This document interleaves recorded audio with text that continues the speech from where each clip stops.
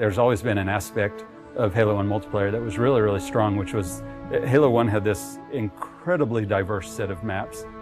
It really was this incredibly focused experience. It had this beautiful simplicity. It's not often that a game just addicts me like that, where I have to keep playing it. It was amazing to me just to see how our entire art team would just go down for entire evenings at a time, right? Just from 4 o'clock till 10 o'clock to just play Halo multiplayer.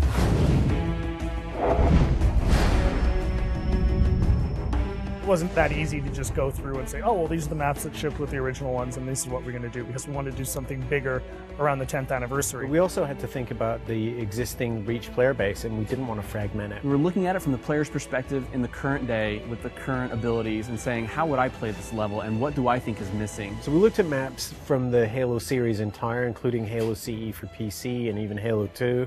And we thought, which of the maps are people's favorites that work well with the Reach engine and work well with modern kind of gameplay?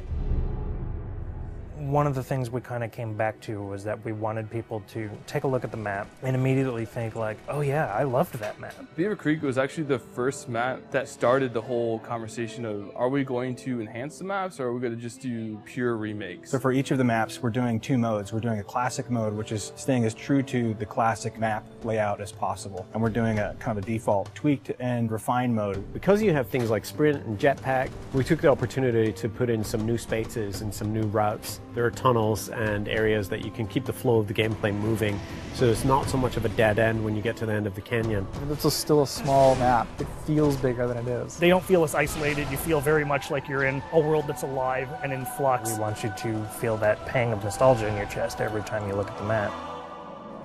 We chose Timberland because it was kind of an unsung classic. Probably one of the best vehicle maps. I spent a lot of time in custom servers on Halo PC just playing Team Slayer on it. The map itself is actually 20% smaller than what it used to be. On the art side, we've added a lot more tree cover. There's a big canopy of trees which kind of envelop the play space more. I'd like to think of this as Central Park, New York City. Here's this beautiful landscape, but right on the edge of a city all around them. There's so many tight turns that there are lots of places for you to get hung up on and grenaded. Just fun stuff happens. What other FPS do you get to put colorful flowers and green grass on your map?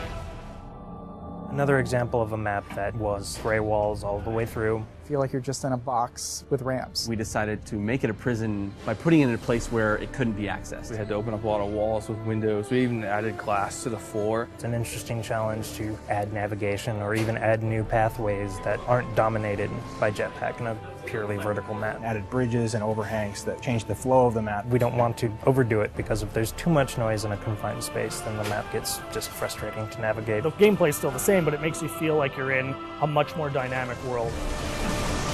Damnation is a good example of really pretty much purple walls, and that's what represented the Covenant theme. We kind of left it to certain affinity to think about, like, well, can they give this map a context? And I think they started by looking in the room with the waterfalls. We really wanted to give people a sense that they were in this water processing plant or this facility that had to deal with these natural elements. The bottom area at the base of the waterfall, there used to be spaces in between them, so you had to jump from the 3 spaces that extended out. Now that's just a single walkway. You didn't realize the first time you played it in the original, but now there's all these ledges and different opportunities to get around your opponent and flank them that weren't there before. But I think with our additions, so you don't accidentally fall to your death all the time, and also the jetpack, that map has really changed a lot, just the general flow, and it's a lot of fun to play. This location we chose is kind of where the genesis of Firefight began. It's a place where you stop and you defend. Traditionally, Firefight, you've never really had the Marines fighting with you, and that's something we were able to do, and we thought, well, if we can pull this off, this is going to be a nice new take on Firefight. Now it's you, your friends, and some buddies, or if you're playing by yourself, now you actually have some help. Honestly, there's just nothing better than hopping online with a buddy, getting in a Warthog, just killing some grunts. It's fun. Normally with a title update, what happens is you download the title update and your world has changed forever. We couldn't really give them the existing Halo CE gameplay with an online component. This was the next best thing. A lot of the fun of Halo 1 is being able to use the Magnum again, and we wanted to allow you to use that in multiplayer. We were able to replicate the look and feel of the Halo 1 pistol with the standard pistol from Reach. 3 headshots, anywhere on the map, you're going to take an enemy down. We've made sure that we can implement these changes on a game type level, which means we can have a version of Slayer that is exactly as it's always been, and a version of Slayer with our title update changes. We're going to be releasing beta hoppers before the launch of Halo Anniversary, and we're going to utilize all the feedback we get from the millions of players to participate to help ultimately shape this title update. If people take away one thing from the Halo Anniversary DLC, it's the realization that those old classic maps still feel really modern. It's like a brand new map all over again once you get the armor abilities in there. The soul of all of these maps are still very present, and in fact, in many ways, they're enhanced now. Overall, the campaign and the multiplayer, it just hasn't aged in the way that we expected it to feel.